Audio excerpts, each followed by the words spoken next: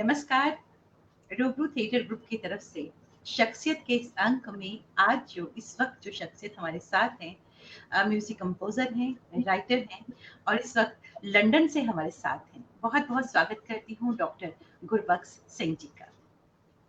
बहुत नमस्कार। बहुत स्वागत आपका। नमस्कार, नमस्कार। बहुत बहुत शुक्रिया हमारे इस मंच पर आने के लिए। आपका और बहुत-बहुत धन्यवाद, आपने मुझे बुलाया। इसका बहुत बहुत आपने शुक्रिया। अच्छा मुझे अवसर दिया। बहुत शुक्रिया। यूके से आप इस वक़्त हमारे साथ जुड़े हैं।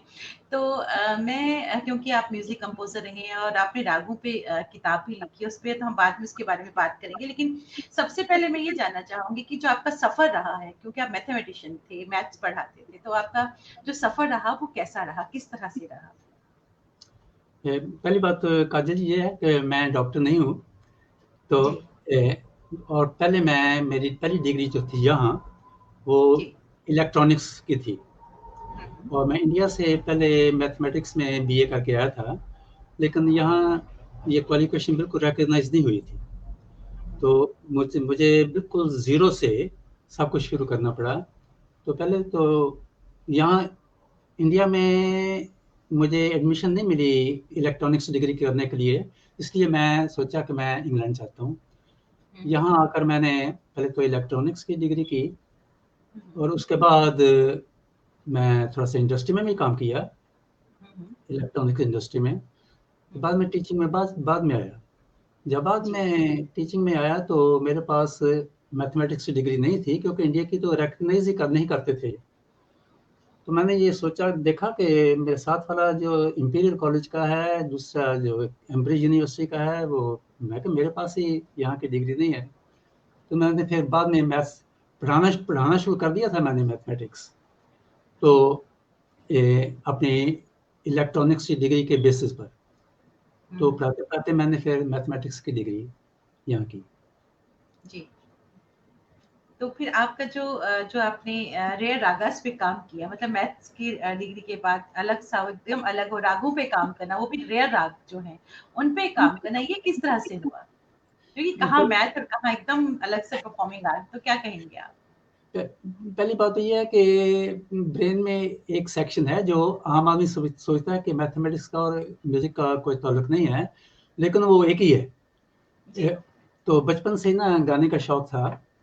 जी। घर में संगीतकार आते थे, थोड़ा-सा जी। रागों के बारे में कुछ सिखा जाते थे कुछ ना कुछ, हम गुनगुनाते रहते थे, पता नहीं होता था कि क्या ये राग क्या है, क्या नहीं है, सिर्फ ट्यून थी, हुँ, तो हुँ। शौक था बचपन से ही। तो जी, काफ़ी घर का माहौल जो था, वो साहित्य और संगीत का से भरपूर था। जी, बचपन से एक अजीब बात मैं आपको बताता हूँ जी, बिल्कुल। कि मैं तकरीबन 6-7 साल का था, जी। मुझे कहा जाता कि मैं अच्छा गाता था उस वक़्त। फिरोज़पुर के टाउन हॉल में एक फंक्शन था, काफ़ी अच्छा फंक्शन था, तो मुझे जी। गाने का मौका मिला। गाने के बाद जो कंपेयर था उसने मेरी अच्छी सिफ़्त की कि ये छोटा बच्चा कितना अच्छा गाता है, अगर इसको बड़े होकर ट्रेनिंग मिल जाए, तो कितना अच्छा हो जाएगा। तो मुझे अपने तासुरात उस वक़्त याद हैं, मैं सोचा पता नहीं क्या कहता है ये, मैं अच्छा तो गाता हूँ, मुझे ट्रेनिंग की क्या ज़रूरत है? तो आज 82 इयर्स के बाद मैं समझता हूँ कि मुझे कुछ नहीं आता। तो रागों का शौक शुरू से था। बचपन से मेरी जो ट्रेनिंग थी वो पूरी नहीं हुई, पूरी नहीं बिल्कुल नहीं हुई, लेकिन शौक से गाना। और मेरे पहले उस्ताद जो थे वो 21 साल की उम्र में फिरोजपुर में पंडित कांशीराम, जी, उनसे थोड़ी देर सीखा। फिर बाद में अमृतसर में सर महेंद्र सिंह ठुमरी गायक थे। जी। ठुमरी गायक बहुत बड़े थे वो, हालाँकि वो उनकी इतना पॉपुलर नहीं हुए, लेकिन उनको डॉक्टर राजेंद्र प्रसाद से पहला पुरस्कार मिला उनको। हुँ, तो उनसे उनसे थोड़ा सीखा। एक और बात है कि आपके पास जो आते हैं इंटरव्यू वाले, वो अपनी सक्सेस बताएँगे। मैं आपको एक नाकामयाबी की बात बताना चाहता हूँ, बड़ी इंटरेस्टिंग है। जलंधर रेडियो स्टेशन ने एडवर्टाइज़ किया कि जो युवक हैं 17-18 साल के, उनका मुकाबला होगा जो यहाँ से जीतेगा जलंधर से, वो दिल्ली जाएगा, फाइनल वहाँ होगा, तो फिर प्रेसिडेंट अवार्ड मिलेगा जो फर्स्ट नंबर है। जी। तो 3 कैटेगरी थी, एक थी क्लासिकल, एक थी लाइट क्लासिकल और एक थी लाइट। तो मैंने सोचा क्लासिकल तो मुझे आता नहीं, तो लाइट में जाना मेरी शान के खिलाफ है तो लाइट क्लासिकल जाता हूँ।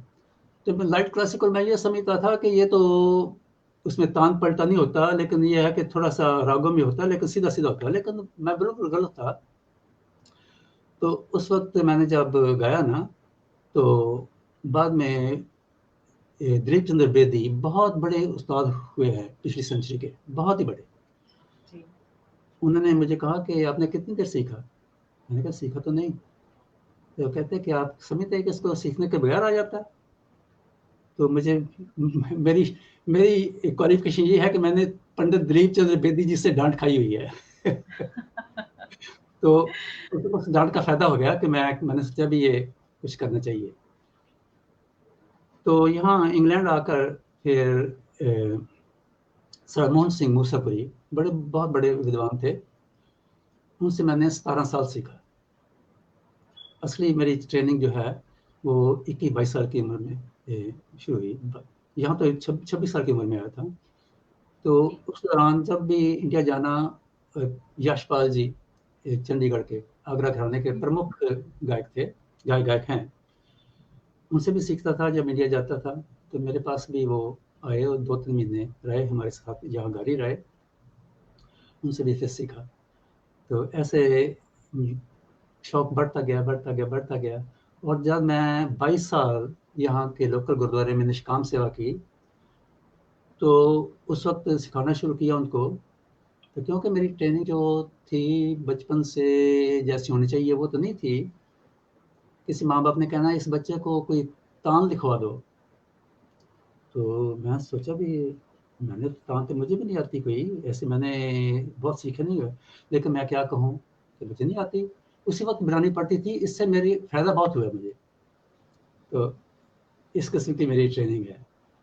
क्या शौक बात! ज़्यादा है, शौक क्या ज़्यादा है। बात! लेकिन आपने सीखा, 21 साल की उम्र से आप कह रहे हैं कि आपने सीखना शुरू किया और 17 इयर्स तक आप सीखते रहे और अभी भी सीख रहे हैं, ये बहुत बड़ी बात है। लेकिन अभी अभी भी मैं सिख हूँ, जो एक संस्कृत में शिष्य कहते हैं, अभी मैं सीख रहा हूँ। उस जितने भी कलाकार हैं वो पूरी ज़िंदगी सीखते रहते हैं और अगर हम मर जो मरने के बाद ही एक ऐसी चीज़ है कि सीखना बंद हो जाता है, तब तक तो पूरी लर्निंग ही बिल्कुल, रहती है, बिल्कुल। जर्नी पूरी। तो मैं ये जानना चाहूँगी आपसे कि जो आपने रेयर रागास, ये तो आपका था कि आपने संगीत की शिक्षा ली, जो रेयर रागास का कांसेप्ट आपके ज़हन में कैसे आया? कि जिन रागास के बारे में लोगों को इतना पता नहीं है, बहुत रेयर हैं वो राग, तो उसके बारे में मैं जानना चाहूँगी आपसे। बात ये थी क्योंकि माइंड था जो विश्लेषण करने वाला था, एनालिटिकल जी। माइंड था। हुँ, हुँ। इलेक्ट्रॉनिक्स और मैथ्स की डिग्री होने के, क्योंकि मालकॉन्स, भीमपलासी सभी गाते हैं। जी, तो जी। दूसरे रागों के बारे में सुना हुआ था, कई जी, उनसे किताबों में भी नहीं थे। तो मैंने सोचा भी उन पर काम करना चाहिए। और जी। पता नहीं कुछ राग अनपॉपुलर क्यों हो जाते हैं, अप्रचलित क्यों हो जाते हैं। बड़े कई राग तो बहुत मीठे हैं। मैंने 4 उनके ऊपर काम किया और फिर मैंने सोचा भी प्रचलित रागों में भी हो गया, अप्रचलित में भी हो गया, अब कुछ अपना भी तो होना चाहिए ना। तो मैंने फिर 4 राग अपने निर्माण किए हैं। और जो मैंने अपने निर्माण किए हैं, क्योंकि मैं एक बहुत बड़ा उस्ताद नहीं हूँ, कौन पूछता है कि गुरबख्श सिंह ने 4 राग, वो तो रिजेक्ट कर देंगे ना। तो जितनी देर तक कोई हिंदुस्तान का बहुत बड़ा कलाकार उनको ना बजाए, रिकॉग्निशन ना मिले, तो बात नहीं बनती। तो मैं लकी हूँ कि डॉक्टर कमला शंकर वाराणसी के, बनारस के, वो स्लाइड गिटार गिटार के हिंदुस्तान के one of the very best जो 3-4 हैं, उन्होंने मेरा नया राग, मैं तो मुझे रिकॉग्निशन मिल गई, मैं बहुत उनका धन्यवादी हूँ। बहुत खुश हूँ कि चलो जो मैंने काम किया है, किसी ने रिकॉग्नाइज़ तो किया। जी। जो आपने कहा कि आपने राग बनाए हैं, उनके बारे में जानना चाहूँगी कि कौन-कौन से आपने राग बनाए? जो हाँ जी, इनोवेटिव कौन-कौन से राग? एक जी बताइए। जो सरस्वती मल्हार, हुँ, एक हुँ। राग सरस्वती है, एक मल्हार राग राग मल्हार। जी। मैं उनको जोड़कर कि जिसमें सरस्वती की भी फ्लेवर आए और मल्हार के भी फ्लेवर आए, लेकिन वो अलग-अलग ना दिखाई दें। एक नया यूनिट बन कर आए कि किसी को ये ना लगे कि यहाँ तो सरस्वती था, यहाँ मल्हार था। एक होमोजेनियस मिक्सचर बन जाए। उन रागों को जोड़ राग का मतलब यही है, अगर नहीं तो अलग-अलग जोड़ने का तो आइडिया कोई नहीं। दूसरा है अशाक कानड़ा, एक अप्रचलित राग बहुत है अशाक, वो तो आम किताबों में ही नहीं मिलेगा आपको। तो उसका और कानड़ा, कानड़ा एक मशहूर राग है, इसको जोड़कर मैंने अशाक कानड़ा, जो अगेन पूरा ये नया राग लगता है, ऐसा नहीं लगता कि इसको यहाँ जोड़ा है, ये ऐसा नहीं। और फिर एक किरवानी, किरवानी एक राग है, फिर कानड़ा, उनको जोड़ा, एक आसा और कल्याण को, तो 4 राग मैंने निर्माण किए हैं। तो मुझे बड़ी खुशी है कि उनकी रिकॉग्निशन भी मुझे मिल रही है कि ये ठीक है। जी, और कुछ इन रागों से जुड़ी कोई ऐसी बात, कोई इंटरेस्टिंग ऐसी बात जो आप हमसे शेयर करना चाहें? कोई ऐसा इंसिडेंट आप हमसे शेयर करना चाहें? रागों के बारे, संगीत के बारे में कह सकता हूँ आपको कि एक इंटरेस्टिंग बात ये है कि मेरे माताजी, हालाँकि पूरी रागों वाली बात नहीं, संगीत की बात है। मेरे माताजी 1970 में यहाँ मेरे पास आए। जी। और मैं आपको इंस्पिरेशन की बात बताता हूँ। जी, बिल्कुल। इनडायरेक्टली रागों की बात हो जाएगी। तो बड़ा अच्छा गाते थे, मेरे माँ-बाप दोनों अच्छा गाते थे। और माताजी मेरे आए उस वक़्त वो 70 इयर्स के थे, उनको एंजाइना की बहुत शिकायत थी। अच्छी तरह साँस नहीं आता था, उनकी दवाई वगैरह, गोलियाँ वगैरह मैं अपने पास रखता था। हम गुरुद्वारे गए, तो उस दिन पता नहीं क्या बात थी, बिल्कुल कोई रागी नहीं था और छोटी-छोटी लड़कियाँ, बहुत बेसिक सा कीर्तन हो रहा था, मज़ा नहीं आ रहा था। और मेरी माँ को ना, ऐसे कह सकते हैं, थोड़ा-सा अजीब लगा, गुस्सा आया। कहते मुझे, "फुड़ावे काका गोली।" मुँह गोली, और 1 घंटा उन्होंने कीर्तन किया। तो कहने का मतलब कि रागों का, संगीत का जो इंस्पिरेशन जो है, हर जगह से मिलती रही है। और अपर ये नए रागों के अलावा दूसरे राग जो हैं, औडव वगैरह, उत्तरी गुणकली, ये प्रचलित राग, इन्होंने भी काफ़ी मेरा काम किया है। 146 राग हैं इस किताब में। जी, जो आपने किताब लिखी है रागांजलि करके। रागांजलि में। रागांजलि, और दिखाइएगा इसको एक बार, दिखा दीजिए। हाँ जी, दिखा दीजिए, क्लियर नहीं, सामने ले आई बीच में। हाँ, ये रागांजलि किताब है जिसमें रेयर राग का कंपाइल किया हुआ है आपने। हाँ जी, हाँ जी। तो इसके बारे में ज़रूर जानना चाहूँगी, क्योंकि किताब आपने लिखी है और 146 आप कह रहे हैं कि राग आपने इसमें। टिपिकल पेज है इसका। जी, जी, सर, जी, हाँ जी। जी। तो इसके बारे में जानना चाहेंगे आपसे, इस किताब के बारे में। आज बचपन से ही ना बंदिशें बनाने का शौक था। जी। एक मेरे बहन जी सुरेंद्र कौर, खुद भी बहुत अच्छे राइटर हैं। वो खलील जिब्रान के ऊपर भी उन्होंने काफ़ी काम किया। वो दिल्ली में पढ़ रहे थे, कैंप कॉलेज था उन दिनों में दिल्ली में, कैंप कॉलेज। जी। और वो सुरेंद्र कौर और प्रकाश कौर, जो पंजाबी के लोकगीत गाती थी, हाँ, उनको मिलते रहे। बहुत बड़ी सिंगर हैं, बहुत बड़ी बड़े, सिंगर है रही हैं, बहुत बड़ी सिंगर, प्रकाश कौर और सुंदर कौर बहुत बड़ी सिंगर रही हैं। हाँ, तो जी। घर आकर उन्होंने फिरोजपुर में मुझे कहा कि आपको पता है सुरेंद्र कौर अपनी ट्यून बनाती हैं? नहीं, ये नहीं हो सकता। कहती हाँ। तो उन्होंने कुछ गुनगुनाना शुरू किया मेरे बहन जी ने, वैसे ही जी, जी। अस्थाई बोली। तो उसी वक्त मैंने उसका अंतरा अंदर से आ गया, कोई प्रेपरेशन नहीं। जी। तो ऐसे बंदिशें बननी शुरू हो गई, फिर रागों की तरफ हो गया। ऐसे काम चलता रहा। तो लेकिन जो कुछ तो बंदिशें मेरे दिमाग में थी, कुछ कागज़ों में लिखी हुई थी। तो मैंने सोचा कि ये ठीक नहीं है, इनको एक किसी किताबी रूप में छपाना चाहिए। और दूसरी बात एक और भी है कि क्रिटिसिज्म नहीं है, आजकल का रिवाज है या ट्रेंड है। गुरुद्वारे में जब रागी जो हैं 50 साल पहले ध्रुपद धमार से शुरू करते थे, एक बड़ी मुश्किल गायकी है वो। बिल्कुल है, बिल्कुल। तो उसके बाद हम 3 ताल में शुरू करते। आजकल वो 11 दादरा में शुरू करते हैं। मैं कहा ये ठीक नहीं, ये ट्रेडिशन है, उसको कायम रखनी चाहिए। तो मैंने ज़्यादा राग जो हैं वो प्योरिस्ट हैं वो। मेरा ख्याल है कि अगर मैं गुरुद्वारे में गाऊँ तो शायद इतने कामयाब ना हो। तो थोड़ा सा मुश्किल टाइप है थोड़े से, लेकिन कीर्तन टाइप भी हैं। और दूसरी बात यह है कि निर्धारित गुरु ग्रंथ साहब जो है वो तकरीबन सारी बाणी रागों में है। भगत नामदेव, रविदास, कबीर और गुरबानी। तो जिस राग में शब्द लिखा हुआ है उसी राग में उसकी बंदिश करनी, उसके हम कहेंगे ये निर्धारित राग में है। तो आजकल ये ट्रेंड है कि जो बानी है जो निर्धारित राग में ही होनी चाहिए।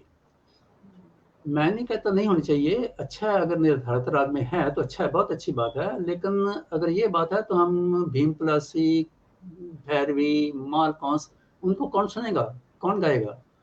तो मेरा मेरा विचार है कि इसको अगर निर्धारित राग में बानी हो सके तो बहुत अच्छा है, अगर नहीं तो प्रभु का गायन करना, जस गाना है, जैसे मर्जी गा लो। तो मैंने उसकी बहुत ज़्यादा परवाह नहीं की, लेकिन फिर भी मेरे 60-70% जो बंदिशें हैं वो निर्धारित रागों में ही है। क्या बात, क्या बात। तो अभी दीपक नायडू जी हमारे साथ जुड़े हैं, खुद बहुत अच्छे सिंगर हैं। वो लिखते हैं कि क्या ये किताब अवेलेबल दिल्ली में अवेलेबल है, अगर वो उसको लेना चाहें कहाँ से हाँ मिल जी, सकती है ये किताब? एकेडमिक फाउंडेशन दिल्ली के ही पब्लिशर हैं, बहुत बड़े पब्लिशर हैं। और amazon.india, ओके, वहाँ पे मिल सकती amazon.in अवेलेबल है ये। जी जी जी। हमारे साथ बहुत सारे व्यूअर्स जुड़े हैं जिनको मैं वेलकम कहना चाहूंगी। इंद्रजीत सिंह भाटिया जी हमारे साथ जुड़े हैं, वो लिख रहे हैं रागांजलि ग्रेट वर्क सिंह साहब, बहुत शुक्रिया हमारे साथ जुड़ने के लिए। राजीव पुरी जी हमारे साथ जुड़े हैं, बहुत शुक्रिया हमारे साथ जुड़ने के लिए। लवली सरदाना जुड़ी हैं हमारे साथ, बहुत शुक्रिया। राजीव टांगरी जी हमारे साथ जुड़े हैं। बलजीत सिंह रैना जी जम्मू से हमारे साथ जुड़े हैं, बहुत बड़े राइटर हैं, प्रोड्यूसर हैं, बहुत बहुत शुक्रिया हमारे साथ जुड़ने के लिए। सुधापुरी जी हमारे साथ जुड़ी हैं, बहुत शुक्रिया हमारे साथ जुड़ने के लिए। दीपक नायडू जी हैं हमारे साथ। अय्याज शारिफ साहब कश्मीर से हमारे साथ जुड़े हैं, बहुत शुक्रिया हमारे साथ जुड़ने के लिए। श्रद्धा श्रीवास्तव हमारे साथ जुड़ी हैं, बहुत बहुत शुक्रिया हमारे साथ जुड़ने के लिए। युवराज सर हमारे साथ जुड़े हैं, सर बहुत बहुत नमस्कार और बहुत बहुत शुक्रिया हमारे साथ जुड़ने के लिए। शबीर मुजाहिद सर हमारे साथ जुड़े हैं कश्मीर से, सर बहुत बहुत शुक्रिया हमारे साथ जुड़ने के लिए। बहुत बहुत शुक्रिया। विनीता ठाकुर शिलोंग से हमारे साथ जुड़ी हैं, ब्रॉडकास्टर हैं, बहुत बहुत शुक्रिया हमारे साथ जुड़ने के लिए। सिमरन वाधवा हमारे साथ जुड़ी हैं, बहुत शुक्रिया। धर्म गुप्ता बहुत शुक्रिया हमारे साथ जुड़ने के लिए। डॉक्टर सरला गुप्ता हमारे साथ जुड़ी हैं, बहुत बहुत शुक्रिया हमारे साथ जुड़ने के लिए। अशोक भौमिक जी हमारे साथ जुड़े हैं, बहुत शुक्रिया। रश्मि धर जी हमारे साथ जुड़ी हैं, बहुत शुक्रिया। शुभन मेलो जी हमारे साथ जुड़े हैं, बहुत बहुत शुक्रिया हमारे साथ जुड़ने के लिए। जितने भी हमारे साथ व्यूअर्स जुड़े हैं उनका हम तहे दिल से उनका स्वागत करती हूँ और शुक्रिया कहती हूँ कि हमारे साथ वो जुड़े हैं। इरशाद मासूम साहब कश्मीर से हमारे साथ जुड़े हैं, बहुत शुक्रिया। तो बहुत सारे व्यूअर्स ने ये लिखा है कि आप का जो अपनी पसंद का कोई राग जो आपने खुद इन्वेंट किया, इनोवेट किया है, वो चाह रहे हैं कि आप गा के सुनाएं। हम सभी क्या गाऊंगा, लेकिन कोशिश करता हूँ। जी जी। मैं आपको अपना बनाया हुआ अशाक कांगड़ा सुनाऊंगा। जी जी। तो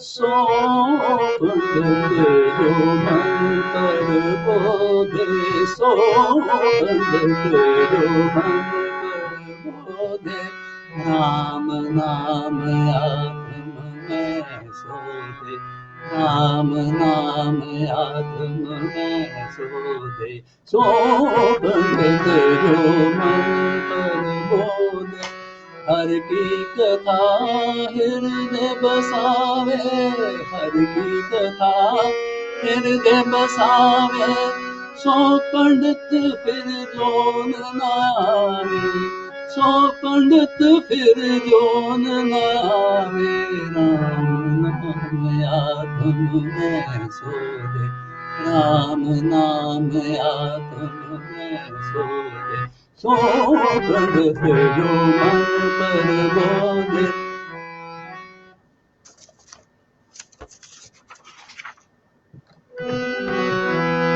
राम नाम सार रस पीवे, राम नाम सार रस पीवे, उस पंडित फिर भूल गया। वेद पुराण सिमरत भुज मूल, वेद पुराण सिमरत भुज मूल, सुखम में जाने अस्थूल, सुखम में जाने अस्थूल, राम नाम आत्म में सो दे, राम नाम आत्म में सो दे, सो पंडित जो मन पर बोधे, सो पंडित जो मन पर बोधे।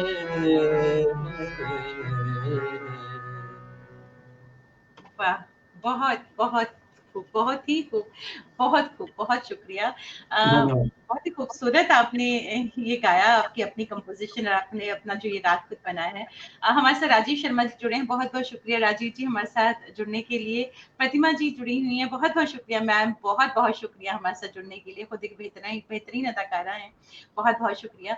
अब मैं ये जानना चाहूंगी कि इंडिया में जो भारत में जो म्यूजिकल इंस्टीट्यूट है जिनके साथ आप जुड़े हुए हैं, तो उनके बारे में मैं जानना चाहूंगी कि कौन कौन से ऐसे इंस्टीट्यूट हैं जिनके साथ आप जुड़े हुए हैं, लंदन से आपके साथ वाबस्तगी है आपकी। जी, मुझे सबसे पहले ब्रेक जो मिली ना, वो जबलपुर के मौसमी नंदी जी, जी, वो गुरुकुल एकेडमी उनकी है, और जी, मैं उनको जानता नहीं था। उनको इस किताब के बारे में कनाडा से पता चला, जी, तो कनाडा मुझे बुलाया गया था कोई 3 साल पहले। उन्होंने पुरस्कार दिया मुझे, सर्वकाल एक सोसाइटी है, जी, उन्होंने मौसमी नंदी जी को कहा कि एक किताब है कि बड़ी अच्छी बंदिशें हैं, तो उन्होंने मेरी बंदिशें गाई गुरुकुल एकेडमी ने, उन्होंने जी, यूट्यूब पर भी लगाई। उनका बहुत बहुत मेहरबानी है मेरे ऊपर।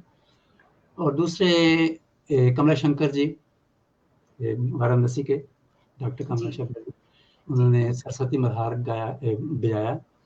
जी, अगर मेरा कोई नया राग कोई ना बजाता तो उसको रिकॉग्निशन नहीं, उसकी जैसे कहते हैं कोई सील नहीं लगती। जी, और इंडिया में चंडीगढ़ से अमृत कीर्तन एक मैगजीन निकलता है, जी, वो तकरीबन 4 साल से उसको कर रहे हैं, सीरियलाइज कर रहे हैं मेरी किताब को। जी, तो जी, यशपाल जी, उनसे मैं जुड़ा हुआ हूँ। तो ये उनकी सभी अदारों की बहुत बहुत मेरे मेरे मेहरबानी है, क्योंकि बात यह है कि मैं कोई रिकग्नाइज जैसे कोई बड़ा उस्ताद होता है, अगर उसने किताब लिखी हो तो अपने आप ही वो रिकग्नाइज हो जाती है। मेरी तो उस वक्त बिल्कुल। रिकग्निशन होगी अगर कोई इसको गाए बजाए तो। क्या बात, क्या बात, कितनी इंस्पिरेशनल आपकी बात ही उन सभी परफॉर्मिंग आर्टिस्ट जो है उनके लिए अपने आप में इंस्पिरेशन है। एक तो सीखने की कोई उम्र नहीं होती, आप किसी भी उम्र से शुरू कर देते हो, और अगर आपके पास पैशन हो, शिद्दत हो, क्या जुनून हो काम करने के लिए, तो एज डजंट मैटर और आप कुछ भी कर सकते हो। ये बहुत बड़ी इंस्पिरेशनल आपकी जर्नी की सबसे बड़ी ये बात है। तो मैं ये जानना चाहूंगी कि अगर हम जैसे कि आप अभी लंदन में हैं, तो जो फॉरेनर्स हैं वहाँ के, जो ब्रिटिशर्स हैं, अगर मैं उनकी बात करूँ, तो क्या उनको भी आपने, क्या आपके स्टूडेंट्स हैं ब्रिटिशर्स कि वो इंडियन रागों को वो सीख रहे हैं, तो क्या अनुभव रहा आपका इस बात को लेकर? हाँ, मेरे पास एक ना लड़की थी, वो वेस्ट इंडियन, हम्म, तो प्योर वेस्ट इंडियन थी, कोई इंडियन बैकग्राउंड नहीं थी उनकी, या जो कुछ भी है, वो जी, मुझसे सीखती थी बहुत देर पहले। और जिस कॉलेज में मैं मैथमेटिक्स पढ़ाता था, तो हम्म, आखिरी साल में 1 घंटा मुझे दिया गया कि टाइम टेबल का कि तुम इंडियन राग सिखाओ। तो वो 2 अंग्रेज लड़के थे, वो गिटार जी, बजाते थे, और जी, उन्होंने एक किसी कॉन्सर्ट में मेरे साथ संगत भी की, जी। और वो इम्प्रोवाइज ही करते थे, उनको रागों का पूरी समझ थी। तो ये बहुत इंटरेस्ट लेते हैं जो फॉरेनर्स हैं। जी। लेकिन जी। इन 2 के अलावा मेरे कोई और स्टूडेंट नहीं थे, लेकिन वो अच्छे स्टूडेंट थे, बहुत इंटरेस्ट लेते हैं। क्या बात, क्या बात! अगर 2 फॉरेनर ही अगर इंडियन रागों के बारे में वो जानना चाहे, उनका इंटरेस्ट तो बहुत बड़ी बात है, क्योंकि बूँद-बूँद से ही सागर बनता है और आप एक तरह से जी, एक कैम्ब्रिज यूनिवर्सिटी की ग्रेजुएट है, वो अभी भी आती है वो, क्या बात! गैब्रिएला उसका नाम है। क्या बात! वो क्या बात! संस्कृत की एमए है वो, क्या अंग्रेजी बात! क्या बात! आप तो इतना बड़ा काम कर रहे हैं, इंडियन कल्चर का जो म्यूज़िक है उसको वहाँ यूके में आप इसका प्रचार कर रहे हैं, एक तरह से ये कितनी बड़ी बात है हमारी संस्कृति के लिए, बहुत ही कमेंडेबल है, बहुत ही कमेंडेबल। तो मैं फिर से आपसे ये चाहूँगी कि आप अपनी पसंद का कुछ और भी हमें सुनाएँ अभी, क्योंकि बहुत सारे कह रहे हैं कि हम आपसे सुनना चाहेंगे, तो हम ज़रूर चाहेंगे कि आप कुछ और सुनाएँ। थोड़ी सी लाइट चीज सुनाता हूँ, लेकिन वो जी, मेघ राग में है, राग जी, मेरा नहीं है, जी। बंदिश मेरी है।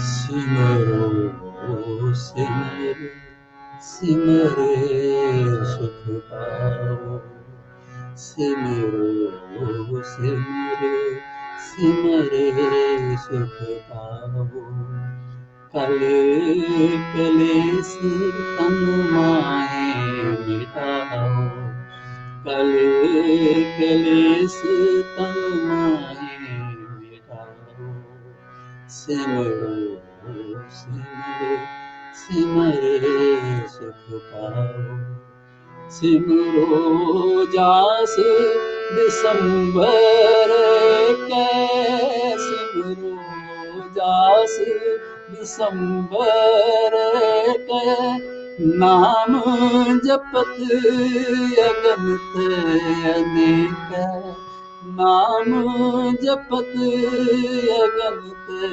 अनेक, नाम जपत अगणित अनेक, नाम जपत अगणित अनेक, कले कलेस तन माहे मिटाओ, सिमरो सिमरे सिमरे सुख पाओ, वेद पुराण सिमरत सुधाकर,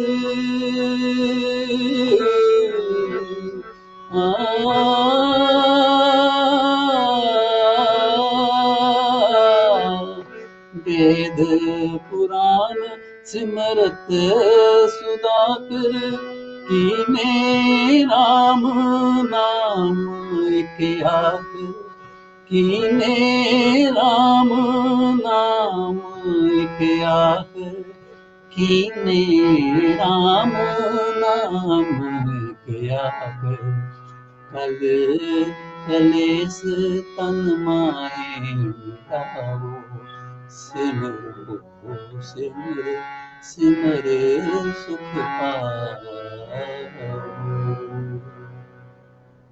वाह! वाह! बहुत खूबसूरत, बहुत ही खूबसूरत, मेहरबानी, बहुत खूबसूरत, बहुत बहुत मेहरबानी। अच्छा, इतना डिवाइन, इतना रूहानियत से भरा हुआ म्यूज़िक आपको तो इबादत की तरह जो हमें ऊपर वाले से जोड़ता है। बहुत खूबसूरत, बहुत ही खूबसूरत।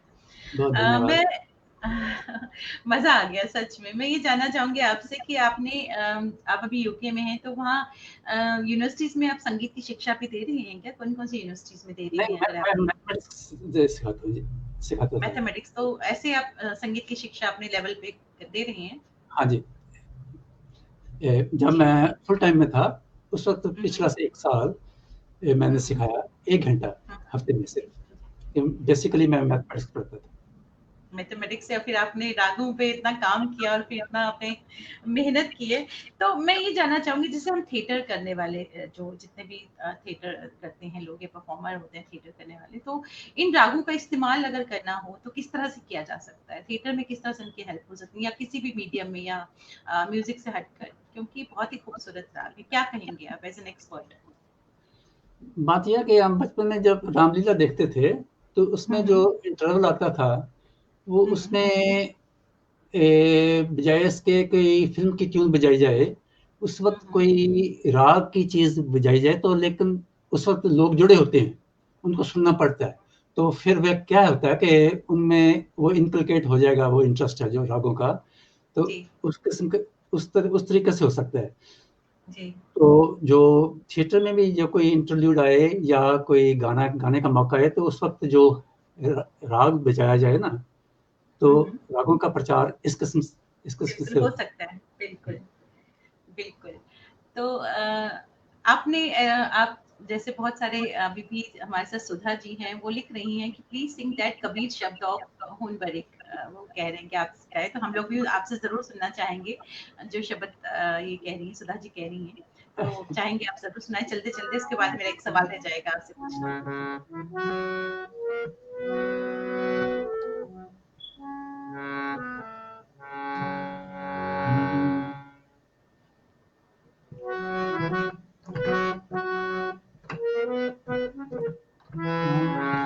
रामैया मुबारक तेरा, रामैया मुबारक तेरा, काहे ना खंडस अवगुण मेरा, काहे न खंडस अवगुण मेरा, रामैया मुबारक तेरा, रामैया मुबारक तेरा, सुत अपराध करत है जेते, सुत अपराध,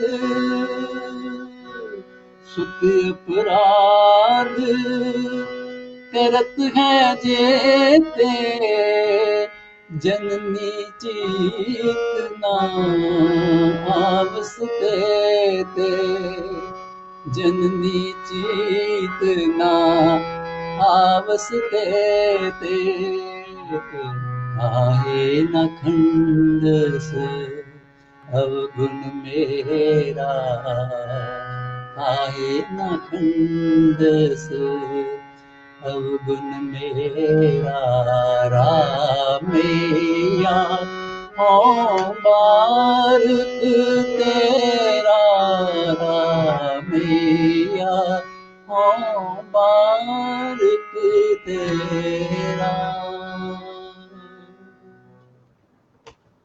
क्या बात! इतना मेलोडियस, इतना सोलफुल है, इतना खूबसूरत। बहुत-बहुत शुक्रिया, ये बहुत-बहुत राग शुक्रिया। ऐसा में था। हाँ। जी। चलते-चलते एक राग तो मैं हमसे आपसे सुनेंगे, लेकिन उससे पहले एक सवाल है। जितने भी यंग परफॉर्मर्स हैं और कोविड का वक़्त चल रहा है, तो आप उनको एज़ एन एक्सपर्ट क्या कहेंगे? किस तरह से अपनी कला को वो और निखारें? क्योंकि बहुत सारे मुश्किल हालात भी चल रहे हैं, तो आप क्या कहेंगे उनके लिए?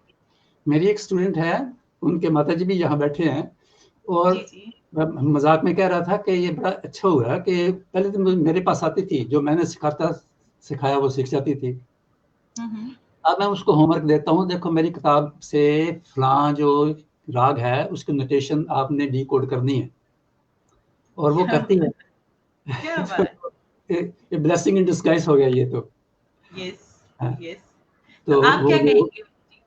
हाँ जी, आप गैब्रियल। क्या गाइड करेंगे? आप अपनी तरफ से क्या गाइड करेंगे यंग परफॉर्मर्स को? यही कहूँगा कि उस्ताद से सीखना बहुत ज़रूरी है, लेकिन इसका ये नहीं मतलब कि आजकल का ज़माना कुछ और है, ये 50 साल पहले का ज़माना नहीं है। यूट्यूब जी, पर बहुत कुछ है, वहाँ प्रचलित राग भी हैं, और वहाँ ट्यूशन वर्क भी है। जी, ऑनलाइन भी आदमी सीख सकता है।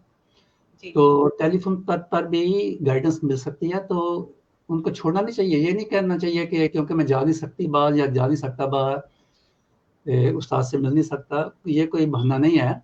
ये कैरी ऑन हो सकता है ये।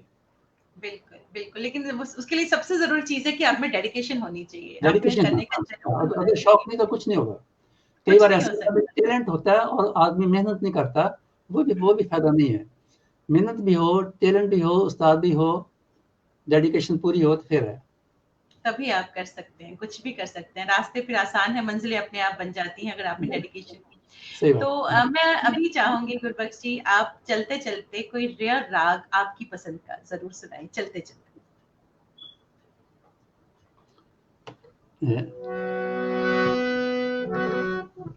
रेयर राग मैं एक सेकंड मुझे दो याद जी, कर लूँ। बिल्कुल, बिल्कुल, तब तक मैं नाम पढ़ती हूँ, जितने भी हमारे साथ व्यूअर्स जुड़े हैं, राजीव पुरी जी जुड़े हैं, लिखते हैं वेरी मेलोडियस, बिल्कुल बहुत ही मेलोडियस, बहुत ही डिवाइन, सुधा पुरी जी बहुत-बहुत शुक्रिया, बहुत शुक्रिया। इंद्रजीत सिंह भाटिया जी बिल्कुल, बहुत-बहुत शुक्रिया। निष्ठा पुरी हमारे साथ जुड़ी हैं, बहुत शुक्रिया। लवी सरदाना, बहुत शुक्रिया हमारे साथ जुड़ने के लिए। बहुत-बहुत शुक्रिया जितने भी हमारे साथ व्यूअर्स जुड़े हैं। वर्षा नैयर जी, बहुत शुक्रिया हमारे साथ जुड़ने के लिए। बहुत शुक्रिया कहना चाहूँगी सभी का, जितने भी लोग हमारे साथ जुड़े हैं, जितने भी व्यूअर्स हमारे साथ जुड़े हैं। जी गुरबख्श जी। ये उत्तरी उत्तरी गुणकली बिल्कुल बहुत रेयर राग है। जी, जी, जी। तो बाबा फरीद जी की बानी है। जी, बाबा फरीद, बिल्कुल। शेख फरीद जी।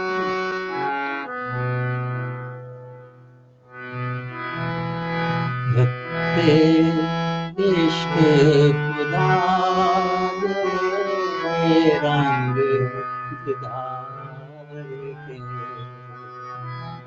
रत्ते इश्क खुदा ने रंग दीदार के, चिड़िया जिंदी नाम विसरिया जिंदी नाम का पोए हारे थिए, इश्क दाए रंग दीदार के, इश्क खुदाए रंग दीदार के, आप लिए लड़लाए दर दरवेश से, आप लिए दर लाए दर दरवेश से, दिन जने दी माओ तन जने दी माओ आए सफल से, इश्क खुदाए रंग दीदार के, इश्क खुदाए रंग दीदार के। बहुत खूबसूरत, बहुत खूबसूरत। बहुत ही अच्छा। बस यही जी चाह रहा है कि बस हम सुनते ही जाएँ, इतना मज़ा आ रहा है ना, बहुत ही सुंदर और इतना डिवाइन, इतना सोलफुल है गुरबख्श जी। बहुत-बहुत शुक्रिया कहना चाहूँगी आपका, यहाँ आप आए, इस मंच पर आए और आपने इतनी डिवाइन जो म्यूज़िक है हम लोगों से शेयर किया और आपने जो रेयर राग्स हम लोगों के, it was like a feast to the year, वैसा ही रहा है ये समा। तो मैं बहुत-बहुत शुक्रिया कहना चाहूँगी, मुझे बहुत-बहुत बुलाने का शुक्रिया। बहुत धन्यवाद है आपका। बहुत-बहुत शुक्रिया। सभी दर्शकों थैंक यू, का धन्यवाद। Thank you. बहुत-बहुत नमस्कार शुक्रिया। नमस्कार। और नमस्कार। और अब जितने भी व्यूअर्स हमारे साथ जुड़े हैं, उन सभी का मैं शुक्रिया कहना चाहूँगी और हमारे बैक स्टेज टीम में जो अक्सर हमारे साथ रहते हैं, पंकज, मैं उनको आज इनवाइट करना चाहूँगी कि वो आज आएँ और मेरे साथ स्क्रीन शेयर करें। पंकज, अगर आप हैं तो आ जाएँ प्लीज़। जितने भी व्यूअर्स हैं, उन सभी को मैं दिल से शुक्रिया कहना चाहूँगी कि आप हमारे साथ जुड़े। ये बहुत मैं बहुत-बहुत शुक्रिया कहूँगी मैं उन सभी को। और अ, कल हमारे साथ जो हमारे साथ कल शख्सियत रहेंगी, वो हैं इंद्रजीत कौर जी हैं जो हमारे साथ पटियाला से जुड़ेंगी। वो खुद एक ड्रामेटिक पढ़ाती हैं, थिएटर पढ़ाती हैं, थिएटरिस्ट हैं, she is an writer, she is an avid educationist, she is media communicator. बहुत सारे नाटक उन्होंने लिखे हैं, बहुत सारे नाटक उन्होंने डायरेक्ट किए हैं। तो कल हमारे साथ होंगी इंद्रजीत कौर जी, तो पटियाला से हैं वो, हमारे साथ कल होंगी। तो कल शाम को 7 बजे फिर से हमारे साथ जुड़िएगा। लेकिन जो अभी जिस शख्सियत से हम रूबरू हुए उनका, उन्होंने इतना खूबसूरत, कहते हैं ज़हन पे इतना संगीत ही संगीत तारी हो गया और इतना डिवाइन है, इतना सोलफुल था उनसे बात करना, इट वाज़ टू गुड। और वो अभी तक हम पे तारी है, क्योंकि म्यूज़िक एक ऐसी चीज़ होती है जो हमें ऊपर वाले से जोड़ती है। और आप सभी हमारे साथ जुड़े रहें। आगे के प्रोग्राम्स में भी आप लोगों का बहुत-बहुत शुक्रिया, बहुत-बहुत शुक्रिया। मिलते हैं कल शाम को शख्सियत के अगले अंक में। बहुत-बहुत शुक्रिया हमारे साथ जुड़े रहने के लिए। शुभ रात्रि।